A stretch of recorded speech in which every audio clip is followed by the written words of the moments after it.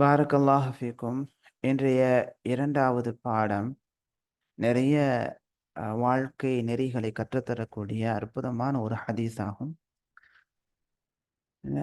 நுசூசு மினல் ஹதீத் நபவி ஷரீஃப் என்ற பாடநூலிலிருந்து நான்காவது ஹதீஸ்.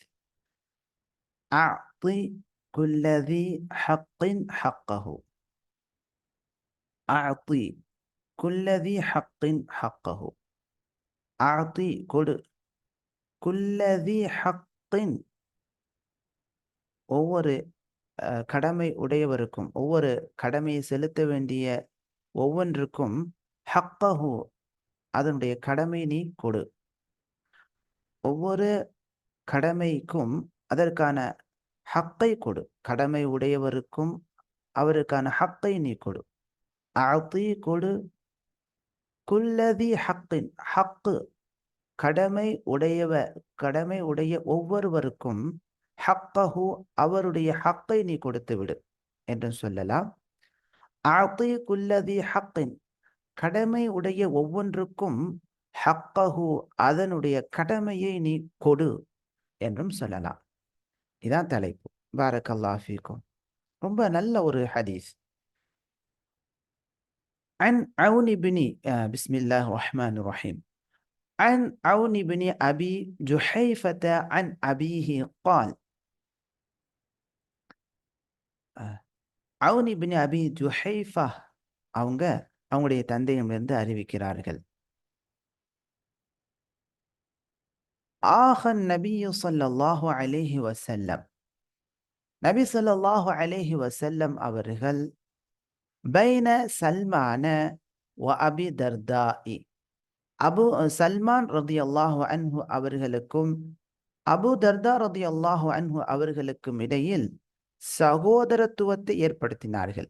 ஆஹா அப்படின்னா சகோதரத்துவத்தை ஏற்படுத்தினார்கள் என்ற அர்த்தமாகும்.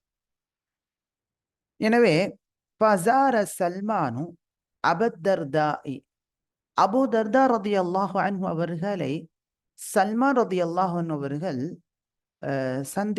சந்திக்க வந்தார்கள். ஜார என்று சொன்னால் சென்று பார்த்தல். அபு தர்தா ரலியல்லாஹு அன்ஹு அவர்களை சல்மான் ரலியல்லாஹு அன்ஹு அவர்கள் அவங்க வீட்டுக்கு போய் சென்று பார்க்க வந்தார்கள். ஃபஸார சல்மானு அபத்தர்தா, சல்மான் ரலியல்லாஹு அன்ஹு அவர்கள் அபு தர்தா ரலியல்லாஹு அன்ஹு அவர்களை சந்தித்தார்கள், சென்று பார்த்தார்கள். அப்ப ஃபரஅ, அபு தர்தா ரலியல்லாஹு அன்ஹு அவர்களை பார்ப்பதற்காக வந்த சல்மான் ரலியல்லாஹு அன்ஹு அவர்கள் ஃபரஅ உம்மத் தர்தாஇ, உம்மு தர்தா ரலியல்லாஹு அன்ஹா அவர்களை பார்த்தார்கள். முத்தபத்திலத்தன், வேலை செய்யும் போது உடுத்தக்கூடிய ஆடை அணிந்தவர்களாக இருக்கும் நிலையில், வேலை செய்யும் போது போடக்கூடிய அந்த ட்ரெஸ்ஸை போட்டுட்டு இருக்கிறாங்க உம்மு தர்தா ரலியல்லாஹு அன்ஹா அவர்கள். ஃபகால லஹா, அபு தர்தா ரலியல்லாஹு அன்ஹு அவர்கள் உம்மு தர்தா ரலியல்லாஹு அன்ஹா அவர்கள் சல்மானுல் ஃபாரிஸி ரலியல்லாஹு அன்ஹு அவர்கள் உம்மு தர்தா ரலியல்லாஹு அன்ஹா அவர்களிடத்திலே கேட்டார்கள், மா ஷஅனுகி, உம்முடைய நிலை என்னம்மா, ஏன் இப்படி இருக்கிறீங்க? வீட்டில் இருக்கும்போது நீங்க வேலை செய்யும் போது உடுத்தக்கூடிய ஆடை உடுத்தி கொண்டு இருக்கிறீங்களே, என்ன நிலை உங்களுக்கு? காலத், அதற்கு உம்மு தர்தா ரலியல்லாஹு அன்ஹா பதில் சொன்னாங்க, அஹூக அபு தர்தா, உங்களுடைய சகோதரரான அபு தர்தா அவர்கள் லைஸ லஹு ஹாஜத்துன் ஃபித் துன்யா, இந்த உலகத்தில் அவங்களுக்கு எந்த தேவையுமே இல்லை. இந்த உலகத்துல எந்த ஒரு தேவையும் பற்றற்ற மனிதராக இருக்கிறார்கள் என்பதாக உம்மு தர்தா ரலியல்லாஹு அன்ஹா அவர்கள் சல்மானுல் ஃபாரிஸி ரலியல்லாஹு அன்ஹு அவர்களுக்கு பதில் சொன்னாங்க. இப்படி சொல்லி கொண்டு இருக்கும் போது அபு தர்தா ரலியல்லாஹு அன்ஹு அவர்கள் வந்து விடுகிறார்கள். ஃபஜாஅ அபு தர்தா, அபு தர்தா ரலியல்லாஹு அன்ஹு அவர்கள் வருகை தருகிறார்கள். ஃபஸனஅ லஹு தஆமன், சல்மானுல் ஃபாரிஸி ரலியல்லாஹு அன்ஹு அவர்களுக்காக உணவை சமைத்தார்கள். ஃபகால லஹு, பிறகு சல்மானுல் ஃபாரிஸி ரலியல்லாஹு அன்ஹு அவர்களை பார்த்து அபூ தர்தா ரலியல்லாஹு அன்ஹு அவர்கள் கூறினார்கள், குல், நீங்க சாப்பிடுங்க, ஃபஇன்னி ஸாயிமுன், நான் நோன்பலியாக இருக்கிறேன் என்பதாக கூறினார்கள். அதற்கு சல்மானுல் ஃபாரிஸி ரலியல்லாஹு அன்ஹு கூறினார்கள், மா அன பி ஆக்கிலின் ஹத்தா தஅக்குல, நோன்பை முறித்துவிட்டு என்னுடன் சாப்பிடும் வரை, நீங்கள் சாப்பிடும் வரை நான் சாப்பிட மாட்டேன் என்பதாக கூறினார்கள். உடனே அபூ தர்தா ரலியல்லாஹு அன்ஹு அவர்கள் நோன்பை முறித்துவிட்டு ஃபஅகல, அங்கு சல்மான் அல் ஃபாரிஸி ரலியல்லாஹு அன்ஹு அவர்கள் கூட சேர்ந்து சாப்பிட்டார்கள். ஃபலம்மா கானல் லைலு, இரவு நேரம் ஆனபோது, ذهب அபூ தர்தா யகூமு, அபூ தர்தா ரலியல்லாஹு அன்ஹு அவர்கள் நின்று வணங்க சென்றார்கள். நின்று வணங்க சென்றார்கள். அவர்களை பார்த்த சல்மான் ஃபாரிஸி ரலியல்லாஹு அன்ஹு அவர்கள் கூறினார்கள், கால நம், அபு தர்தாவே தூங்குங்க. நாம, உடனே அபு தர்தா ரலியல்லாஹு அன்ஹு தூங்கிட்டாங்க. மறு பேச்சே கிடையாது. ஏன்னா பெரியவங்களா இருப்பாங்கன்னு நான் நினைக்கிறேன். சல்மான் ஃபாரிஸி ரலியல்லாஹு அன்ஹு அனுபவமிக்க ஒரு நபித்தோழர். ஏற்கனவே அவங்க கிறித்துவ நெருப்பு வணங்கியாக, நெருப்பு வணங்கிகளினுடைய குருவா, அதாவது குருமாராக இருக்கக்கூடியவருடைய மகன் தான் அவங்க. அதுக்கடுத்து கிறிஸ்துவ மதத்துக்கு போனாங்க. கிறிஸ்துவ மதத்திலும் நிறைய கிறிஸ்துவ மத பண்டிதர்களிடமிருந்து கல்வியை பயின்றிருக்கிறாங்க. இறுதியாக இஸ்லாத்தை ஏற்று நபியர்களிடமிருந்து கல்வியை பயின்ற ஒரு சிறந்த ஒரு நபித்தோழர் தான் சல்மான் ஃபாரிஸி ரலியல்லாஹு அன்ஹு. அவங்க சொல்லக்கூடிய ஒவ்வொன்றையும் அப்படியே டக்கு டக்குன்னு செய்யறாங்க. அபூ தர்தா ரலியல்லாஹு அன்ஹு. ثم ذهب يقوم, இரவு நேரத்தில் கொஞ்ச நேரம் சென்ற பிறகு மீண்டும் அபூ தர்தா ரலியல்லாஹு அன்ஹு அவர்கள் நின்று தொழ சென்றார்கள். ஃபகால, சல்மான் ஃபாரிஸி ரலியல்லாஹு அன்ஹு அபூ தர்தா ரலியல்லாஹு அன்ஹு பார்த்து சொன்னாங்க, நம், தூங்குங்கன்ட்டு. உடனே அவங்க தூங்கிட்டாங்க. ஃபலம்மா கான மின் ஆகிரில் லைலி, இரவினுடைய கடைசி நேரமான போது கால சல்மானு, அப்போது சல்மானுல் ஃபாரிஸி ரலியல்லாஹு அன்ஹு அவர்கள் அபூ தர்தா ரலியல்லாஹு அன்ஹு அவர்களை பார்த்து சொன்னார்கள், குமில் ஆன், இப்போது எழுந்திருங்க என்று சொன்னாங்க. ரெண்டு பேருமே போய் உது செஞ்சுட்டு வந்து ஃபஸல்லயா, ரெண்டு பேருமே என்ன செய்தாங்க, தொழ ஆரம்பித்தார்கள், தொழுதார்கள். ஃபகால லஹு சல்மானு, தொழுகை முடித்த பிறகு சல்மானுல் ஃபாரிஸி ரலியல்லாஹு அன்ஹு அவர்கள் அபூ தர்தா ரலியல்லாஹு அன்ஹு அவர்களிடத்திலே கூறினார்கள், இன்ன லிரப்பிக அலைக ஹக்கா, நிச்சயமாக உம்முடைய இறைவனுக்கு செய்ய வேண்டிய கடமைகள் மீது இருக்கிறது. வலி நஃப்ஸிக அலைக ஹக்கா, நிச்சயமாக உமக்கு, உன்னுடைய ஆன்மாவிற்கு செய்ய வேண்டிய கடமைகள் மீது இருக்கிறது, கடமை இருக்கிறது.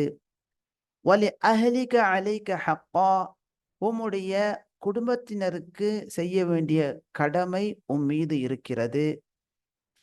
ஆகவே அஅதி குல்லதி ஹக்கின் ஹக்கஹு, ஒவ்வொரு கடமை உடையவருக்கும் அல்லது கடமை உடைய ஒவ்வொன்றுக்கும் அதற்கான கடமையை நீ கொடுத்து விடு என்பதாக சொன்னார்கள். ஒவ்வொரு கடமை உடையவருக்கும் அவருக்கான கடமையை கொடுத்து விடு, அல்லது கடமை உடைய ஒவ்வொன்றுக்கும் அதனுடைய கடமையை நீ கொடுத்து விடு என்பதாக கூறினார்கள். இதான் செய்தி. பிறகு ஃபஅத்தன் நபிய ஸல்லல்லாஹு அலைஹி வஸல்லம், அபூ தர்தா ரலியல்லாஹு அன்ஹு அவர்கள் அல்லாஹ்வுடைய தூதர் ஸல்லல்லாஹு அலைஹி வஸல்லம் அவர்களிடத்திலே வந்து ஃபதக்கர ذلك, நடந்த சம்பவத்தை எல்லாம் சொன்னாங்க. இப்படியெல்லாம் சல்மானுல் ஃபாரிஸி ரலியல்லாஹு அன்ஹு அவருங்க என்ன செஞ்சாங்கன்னு சொன்னா, நோன்பு வச்சிருந்தேன், நோன்பை வந்து விட சொல்லிட்டு சாப்பிட்டாங்க. இரவு நேரத்தில் ஆரம்பத்திலே தொலை போனேன், தொலை தொலை வேண்டாம் தூங்குன்னு சொல்லிட்டாங்க. அதுக்கடுத்தும் நடு நேரத்தில் தொலை போனேன், அப்பவும் தொலை விடாம தூங்க சொல்லிட்டாங்க. கடைசி நேரத்தில் எழுப்பிவிட்டு வாங்க தொழுன்னு சொல்லி தொழுதாங்க. இறுதியாக இறைவனுக்கு செலுத்த வேண்டிய கடமை இருக்குது, அதை நீங்க கொடுங்க. உங்க ஆன்மாவுக்கு, உங்க உடம்புக்கு செய்ய வேண்டிய கடமை இருக்கு, அதை கொடுங்க. உங்க மனைவி, குடும்பத்துக்கு செய்ய வேண்டிய கடமை இருக்கு, அதை கொடுங்க. ஒவ்வொன்றுக்கும் உண்டான கடமையை கொடுங்கன்னு சொன்னாங்க என்பதாக அபூ தர்தா ரலியல்லாஹு அன்ஹு அவர்கள் அல்லாஹ்வுடைய தூதர்ட்ட சொன்னபோது, ஃபகால லஹு நபி ஸல்லல்லாஹு அலைஹி வஸல்லம், நபி ஸல்லல்லாஹு அலைஹி வஸல்லம் அபூ தர்தா ரலியல்லாஹு அன்ஹு அவரிடத்தில் சொன்னார்கள், ஸதக சல்மானு, சல்மான் ரலியல்லாஹு அன்ஹு அவர்கள் உண்மையை சொன்னார்கள் என்று சொன்னார்கள். நபி அவர்கள் இந்த செய்தியை அப்படியே உண்மைப்படுத்தினார்கள், அங்கீகரித்தார்கள். இந்த செய்திய இமாம் புகாரி ரஹிமஹுல்லாஹ் நோன்பு என்ற பாடத்தில் 51வது செய்தியாகவும், இமாம் திர்மிதி ரஹிமஹுல்லாஹ் ஸுஹ்த் பற்றற்ற தன்மை என்ற பாடத்தில் 63வது செய்தியாகவும் பதிவு செஞ்சிருக்கிறாங்க. இந்த புத்தகத்தில் இடம்பெறக்கூடிய வார்த்தை என்பது இமாம் புகாரி ரஹிமஹுல்லாஹுடைய புத்தகத்தில் இடம்பெறக்கூடிய வார்த்தையாகும். இந்த செய்தி நிறைய விஷயங்களை கற்றுத்தருது. ரொம்ப அற்புதமான ஒரு செய்தி. நம்ம ஒண்ணு ஒண்ணா பார்ப்போம். முதலாவதாக நீங்க பார்த்தீங்கன்னு சொன்னா, ஆரம்ப காலகட்டத்தில நபி அவர்கள் அ ஹிஜ்ரா செய்து வந்த நபி தோழர்கள மக்கா வாசிகளாக இருந்த அன்சாரிகளுக்கு சகோதரர்களா ஆக்கி வைத்தார்கள். அப்போது அன்சாரி தோழர்கள் அவங்க திருமணம் முடித்திருந்த மனைவிமார்களில் அ ஒரு மனைவிய தலாக்கு இட்டு அவங்க இத்தா காலம் முடித்த பிறகு அவங்களுக்கு மணம் முடித்து கொடுத்தாங்க. அதேபோல செல்வத்திலயும் அவங்களுக்கு என்ன செஞ்சாங்க? பங்குகள கொடுத்தாங்க. பிறகு அல்லாஹு தஆலா இந்த சட்டத்த மாற்றி அமைத்தான். சூரத்துல் அஹ்ஸாபில் ஒரு வசனத்தை இறக்கி, இனி இந்த இஸ்லாத்தின் மூலமாக ஏற்பட்ட, ஈமான் மூலமாக ஏற்பட்ட இந்த சகோதரத்துவத்தின் அடிப்படையில் சொத்து குடுக்குறதோ அதெல்லாம் கிடையாது. ரொம்ப தகுதி உள்ளவங்க இரத்த பந்த உறவுகள். அந்த உறவுகள் தான் முதலிடம் என்பதாக அல்லாஹு தஆலா வசனத்தை இறக்கி இந்த சட்டத்தை மாற்றி அமைத்தான். இது ஆரம்ப காலகட்டத்தில் இருந்த ஒரு சட்டம். அடுத்து 2வதாக இந்த ஆரம்ப செய்தியிலிருந்து கிடைக்கக்கூடிய மிக முக்கியமான தகவல், ஒரு பெண்மணி கணவனுக்காக தன்னை அழகுபடுத்திக் கொள்ள வேண்டும். அது கணவனுக்கு கொடுக்க வேண்டிய ஹக்கு என்பதை தெளிவுபடுத்தி காட்டுகிறது. ஏன்னா முத்தபத்திலா வேலைக்கு உடுத்தக்கூடிய அந்த அழுக்கான ஆடையுடன் அவங்க இருக்கிறாங்க. எனவே தான் அபூ தர்தா ரலியல்லாஹு அன்ஹு ஏன் உங்க செய்தி என்ன ஏன் இப்படி இருக்குதுன்னு கேட்கிறாங்க. அப்ப இந்த செய்தியின் மூலமா நமக்கு கிடைக்கக்கூடிய தகவல் என்னன்னா, ஒரு பெண்மணி தன் கணவனுக்காக தன்னை அழகுபடுத்திக் கொள்வது கணவனுக்கு கொடுக்க வேண்டிய ஹக்காகும். இந்த இடத்துல சில நடைமுறையில் காணப்படக்கூடிய செய்திய நினைவுபடுத்துறேன் உங்களுக்கு. ஏற்கனவே நான் சொல்லியிருக்கலாம். பல பெண்மணிகள் வீட்ல இருக்கும்போது, அவங்க அடுப்பறையில இருக்கிறாங்க. சமைக்கும்போது அந்த சமையலுடைய வாடை பணிந்த அந்த ஆடையுடனேயே கணவனுக்கு முன்னால இருக்கிறாங்க. உடனே பக்கத்துல ஒரு கல்யாணம், ஒரு ஃபங்ஷன் வருதுன்னா, அப்படியே டிப்டாப்பா தன்னை அலங்கரித்துக் கொண்டு வீட்டை விட்டு வெளியேறி அங்க போறாங்க. பாவம் அந்த கணவர் ரொம்ப வருத்தப்பட்டு என்ன செய்றாங்க, என்னடா வீட்ல இருக்கும்போது அழுக்கு படிந்து கொண்டு இருக்கிறாங்க. வெளியில போனா இப்படி டிப்டாப்பா அழகா போறாங்களே! அ இந்த மாரி வீட்ல இருந்தா நல்லா இருக்குமே! என்று நினைக்கும் அளவிற்கு பெரும்பாலான ஆண்கள் இருக்கிறாங்க. அத நம்மட்டயே தெரிவிச்சிருக்கிறாங்க. எனவே ஒரு சாலிஹான ஒரு பெண்மணி, அந்த பெண்மணியை பற்றி நபி அவர்கள் சொல்லும்போது, "ஹைரு மதாஇத் துன்யா அல் மர்அத்து ஸாலிஹா."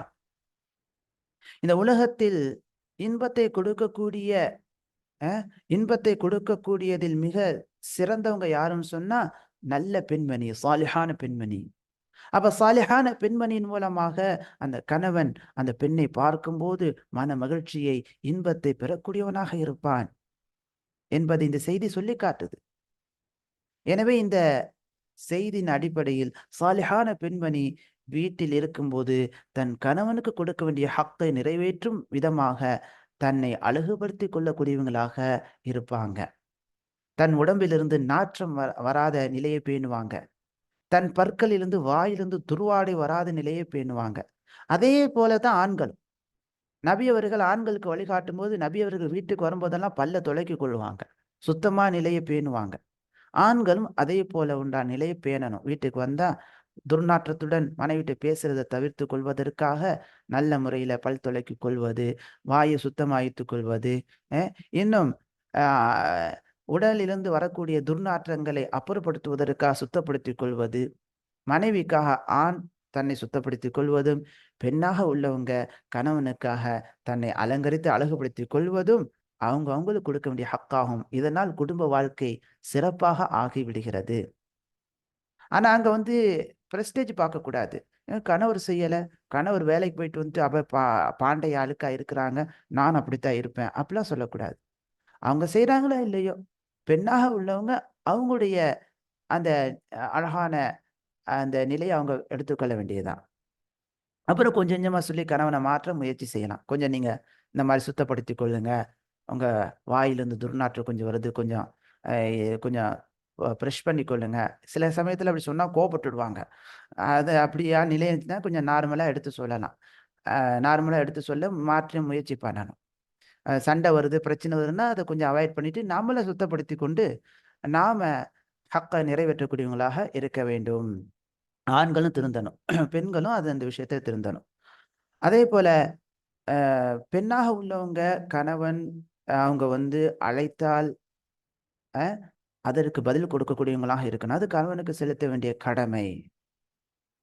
அதேபோல ஆணாக உள்ளவங்க பெண்ணுடைய நிலையையும் பார்க்கணும். அவங்க முடியாதவங்களாக இருந்தா, அந்த நேரத்துல அவங்க அழைக்கும் நிலையிலிருந்து தவிர்ந்து கொள்ள வேண்டும். பாரக்கல்லாஹு ஃபீக்கும். அடுத்து 2வதாக இந்த செய்தியிலிருந்து கிடைக்கக்கூடிய அற்புதமான செய்தி, விருந்தாளி நம்ம வீட்டுக்கு வராங்க, நம்ம நோன்பாளியா இருக்கிறோம்னு சொன்னா, அ நோன்ப முறித்து விருந்தாளியுடன் சேர்ந்து நம்ம சாப்பிடணும். நான் நோன்பாளிங்க, நீங்க மட்டும் சாப்பிடுங்க என்று சொல்லிட்டு, அந்த விருந்தாளிக்கு ஒரு கஷ்டத்த குடுத்துறக்கூடாது. ஏன்டா வீட்டுக்கு வந்தோம்? என்ற நிலை ஏற்படுத்தக்கூடாது. நோன்பு இருந்தா கூட நோன்ப முறிச்சுட்டு டக்கு டக்குன்னு உணவு சமைக்கணும். அத அழகா பரிமாறக்கூடிய நிலைய நம்ம மேற்கொள்ளணும். மேலும் இந்த அபூ தர்தா ரலியல்லாஹு அன்ஹுடைய செயலின் மூலமாக நமக்கு கிடைக்கக்கூடிய மற்றொரு தகவல், பாருங்க சல்மானுல் ஃபாரிஸி ரலியல்லாஹு அன்ஹு அவங்களுக்காக அபூ தர்தா ரலியல்லாஹு அன்ஹு சமைத்து அந்த உணவ கொண்டு வந்திருக்கிறாங்க. இதுல இன்னொரு பாடம் கிடைக்குது. வீட்டில் உள்ள ஆண்கள் தன்னுடைய நண்பர வீட்டுக்கு கூட்டிட்டு வந்தா, பெண்ண என்ன செய்யக்கூடாது, அந்த ஆணுக்கு முன்னால பரிமாறும் நிலை ஏற்படுத்தக்கூடாது. முடிந்தால் தானே போயி வீட்டு சமையலறையில போயி வேண்டிய ஜூஸ ரெடி பண்ணிட்டு பரிமாறலாம். அல்லது சமையல் அறையில் அவங்க வீட்டார் அ ரெடி பண்ணி வைத்திருக்கக்கூடிய உணவு மற்றவைகளை எடுத்து ஆண்களுக்கு முன்னால் தான் போய் பரிமாறும் நிலையை மேற்கொள்ள வேண்டும் என்பத இந்த செய்தி நமக்கு சொல்லிக் காட்டுது. சரிங்களா? இதுல இன்னொரு சட்டம், உபரியான நோன்பானது பசியின் காரணமாக, முடியாமையின் காரணமாக, அ அல்லது விருந்தாளி வந்திருக்கிறாங்க என்ற காரணத்தின் மூலமாக தாராளமாக அந்த நோன்பை முறித்துக் கொள்ளலாம். அந்த நோன்பை கதா செய்ய வேண்டிய தேவையில்லை என்பதற்கு ஆதாரமாக இந்த செய்தி இருக்கிறது. ஆனால் ஃபர்தான நோன்பு அப்படி செய்ய முடியாது. ஃபர்தான நோன்பு வைத்திருக்கும்போது ஒரு விருந்தாளி வர்றாங்க என்பதற்காக நோன்பை விடவே முடியாது. சரிங்களா? ஒரு முஸ்லிமா இருந்தா அவங்களும் நோன்பு பிடிச்சிருக்கணும். அதுவே முஸ்லிம் அல்லாதவங்களாக இருந்தா நம்ம தெளிவா சொல்லணும். இது எங்களுடைய கட்டாய கடமை. அதனால இன்னைக்கு நாங்க நோன்பு வச்சிருக்கோம். உங்களுக்காக நாங்க இதெல்லாம் செஞ்சு தர்றோம் என்று செஞ்சு அவங்களுக்கு அவங்களுக்கு கண்ணியப்படுத்துறது, அது நன்மையான ஒரு காரியமாகும். அடுத்து 3வது செய்தி, இந்த 3வது இந்த பத்தியிலிருந்து, இந்த பகுதியிலிருந்து கிடைக்கக்கூடிய செய்தி என்னன்னு சொன்னா, இல்ல நெறைய கிடைக்குது. அதுல இரவு தொழுகை. இரவு தொழுகையில் சிறந்த நேரம் இரவினுடைய கடைசியாகும். ஆரம்ப நேரத்திலே நம்ம தொழலாம். அதேபோல நடுநேரத்திலயும் தொழலாம், கடைசி நேரத்திலும் தொழலாம். அதுக்காக இரவு முழுவதுமே தூங்காம நின்று செயல்படுவது, அ அது நமக்கு உடம்புக்கான ஹக்கை கொடுக்காமல் செயல்படுவது சிறந்ததல்ல. அது நல்லதல்ல. உடம்புக்கான ஹக்க நம்ம கொடுக்கணும். தூங்கணும் என்பத சல்மான் ஃபாரிஸி ரலியல்லாஹு அன்ஹு அவங்க அழகான முறையில ஒரு பிராக்டிகலா போதிக்கிறாங்க. அத நபி அவர்கள் சரி என்று சொல்லியிருக்கிறாங்க. எனவே ரப்புக்கு செலுத்த வேண்டிய கடமைய அழகான முறையில நம்ம செய்யக்கூடியவங்களாக இருக்கணும். 5 நேரம் தொழுவது, கரெக்ட்டா நோன்பு வைப்பது, இறைவன் கூறக்கூடிய அ கட்டளைகள செயல்படுத்துவது, இறைவன் விலக்கி இருக்கக்கூடிய விலக்கல்களை விட்டு விலகிக் கொள்வது ரப்புக்கு செய்ய வேண்டிய ஹக்காகும். நஃப்ஸுக்கு செய்ய வேண்டிய ஹக்கில் வரக்கூடியதான் தொப்பை இல்லாம நம்ம உடம்ப நல்லா வச்சிருக்கிறது, அழகுபடுத்திக் கொள்றது, அ குளித்து சுத்தமாக்கி வைத்துக் கொள்வது, கரெக்டான நேரத்துல தூங்குறது, காசை கஞ்சத்தனம் பண்ணிக்கிட்டு சாப்பிடாம அப்படியே இருப்பது சரியானதல்ல. அல்லாஹ் கொடுத்த நியமத்தை வைத்து அல்ஹம்துலில்லாஹ் நல்லா சமைத்து நல்லா சாப்பிடுறது. சில செல்வந்தர்கள் பார்க்கிறோம், சாப்பிடுற கஞ்சத்தனம். அல்லாஹ் கொடுத்த செல்வத்தை வைத்து பிள்ளைகளுக்கோ மனைவிக்கோ செய்யாம கஞ்சத்தனம் செய்யக்கூடிய நிலைகளை பார்க்கணும். அது நல்லதல்ல. அல்லாஹ் கொடுத்த அல்ஹம்துலில்லாஹ் செல்வத்தை வைத்து இஸ்ராஃப் தான் செய்யக்கூடாது. நல்லா சாப்பிடலாம். அதே போல நல்ல ஆடைகள் உடுத்தலாம். அல்லாஹ் ஜமீலுன், அல்லாஹ் அழகானவன், அழகு விரும்புகிறான். அப்ப அல்லாஹ் கொடுத்த செல்வத்தை வைத்துக்கொண்டு கிழிந்த ஆடைகளை உடுத்துறது சிறந்ததல்ல. சில பேரை பார்க்கிறோம், அவங்க எங்க எங்க வீட்ல நான் 2 2 ஆடை தான் வச்சிருக்கிறேன். அதத்தான் திரும்ப திரும்ப உடுத்திக் கொள்றேன் என்று பெருமையா பேசிக் கொள்றாங்க. அதல்ல. அல்லாஹ் கொடுத்த செல்வத்தை வைத்து அல்ஹம்துலில்லாஹ் நல்ல பகட்டு இல்லாமல், வீண் விரயம் இல்லாமல் நல்ல ஆடைகளை வாங்கி அழகான முறையில உடுத்துவது. வஅம்மா பிநிஅமத்தி ரப்பிக ஃபஹத்திஸ், உமது இறைவனின் நியமத்தை வெளிப்படுத்து, அதை பேசு என்று அல்லாஹ் தஆலா கூறக்கூடிய வசனத்தை செயல்படுத்துவது, அதுதான் மார்க்கம் காட்டக்கூடிய செயலாகும். எனவே நம்முடைய நஃப்ஸுக்கு தேவையான நல்ல உணவுகளை உண்பது, நம்முடைய உடலை நல்ல அழகாக ஆக்கிக் கொள்வது, அதற்காக நம்ம சில வேலைகளை செய்யறது, அதே போல சரியான நேரத்துல தூங்குறது, இரவு நேரம் கரெக்டா தூங்குறது, கரெக்டான நேரத்துல விழித்து வேலை செய்வது, சோம்பேறியா ஆக்கிக் கொள்ளாமல் தன்னை சுறுசுறுப்பாக ஆக்கிக் கொள்வது, இதெல்லாம் உடம்புக்கு செய்ய வேண்டிய ஹக்காகும். இதை நம்ம செய்யணும். இதை நம்ம பிள்ளைங்களுக்கு போதிக்கணும். அதே போல குடும்பத்துக்கு செய்ய வேண்டிய, மனைவிக்கு செய்ய வேண்டிய ஹக்கு, மனைவி கணவனுக்கு செய்ய வேண்டிய ஹக்கெல்லாம் கொடுங்க. வயதாயிடுச்சு, கணவன் அப்படியே படுக்கை விட்டு ஒதுக்கி விடுறதுலாம் தவறு. எப்போதுமே கணவன் உங்களுக்கு புதிய மாப்பிள்ளை போலதான்.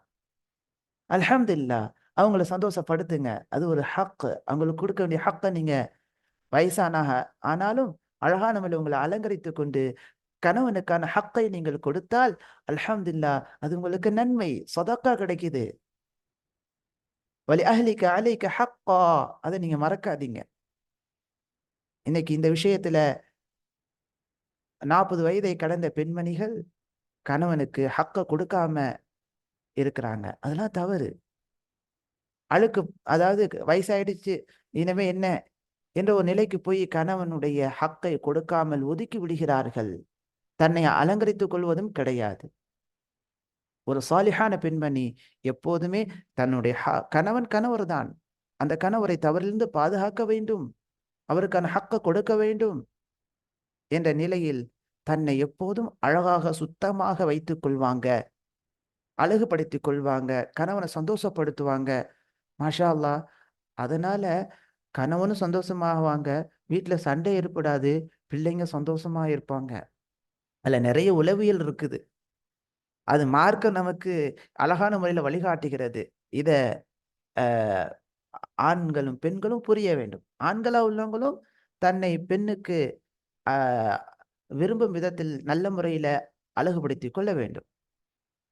இது அதுக்கு மட்டும் கிடையாது. குடும்பத்துக்கு செலுத்த வேண்டிய ஹக்கு, உணவு உண்ணுதல், ஆடை அணிவித்தல், பிள்ளைகளுக்கான ஹக்க கொடுப்பதில் அந்த பிள்ளைங்களுக்கு நல்ல வழிகாட்டுதலை கொடுக்கிறது, நல்ல பள்ளிக்கூடத்துல சேர்த்து அவங்கள படிப்பதற்கான வாய்ப்புகள் ஏற்படுத்துறது, நல்ல மதரசாலை சேர்த்துவிட்டு நல்ல படிக்கும் வாய்ப்புகளை, ஓதும் வாய்ப்புகளை ஏற்படுத்துறது, அந்த பிள்ளைகளுக்கான வழிகாட்டுதல்களை அடிக்கடி கொடுத்து கொண்டே இருப்பது. இப்படி போங்கம்மா, இப்படி போங்கம்மா. மகளை கல்யாணம் பண்ணி கொடுக்கும்போது இப்படியெல்லாம் குடும்ப வாழ்க்கையில இருக்கணுமா என்று வழிகாட்டுறது. மகளுக்கும் மருமகனுக்கும் இடையில பிரச்சனை ஏற்படும் போது அழகான வழிகாட்டுதலை கொடுத்து பிரித்து விடாமல் சேர்த்து வாழக்கூடிய நிலைகள் அவங்களுக்கு பக்குவத்தை ஏற்படுத்துறது. இதெல்லாம் ஒரு ஆண் பெண் தன்னுடைய குடும்பமாக இருக்கக்கூடிய பிள்ளைகளுக்கு செய்ய வேண்டிய ஹக்கு. அது உரிய நேரம், உரிய வயது வரும்போது பிள்ளைகளை சரியான முறையில அவங்களுக்கு ஜோடிகளை தேடி மனமுடித்து கொடுப்பது, இதெல்லாம் ஒரு குடும்ப தாய் தந்தையருக்கான கடமையாகும். அந்த வயசு வந்த உடனே நல்ல மாப்பிள்ளைகளை தேடி அல்லது நல்ல மருமகளை தேடி மனமுடித்து கொடுப்பது, வலி அஹ்லிக அலைக ஹக்கால், அது வரும். அஹ்ல் குடும்பத்தினருக்கு செய்ய வேண்டிய ஹக்கில் உள்ளதாகும். எனவே ஒவ்வொரு ஹக்கையும் நாம படிக்கணும். அந்த ஹக்க என்னென்ன உரிமை, என்னென்ன கடமை இருக்குது என்பதை தெரிந்து அதை கொடுக்க வேண்டும் என்று அழகான முறையில சல்மான் ஃபார்சி ரலியல்லாஹு அன்ஹு நல்ல தேர்ச்சி பெற்ற சஹாபியான சல்மான் ஃபார்சி ரலியல்லாஹு அன்ஹு வழிகாட்டுகிறார்கள். அபூ தர்தா ரலியல்லாஹு அன்ஹு அவங்க அதை கேட்டு உடனே செயல்படுத்துறாங்க.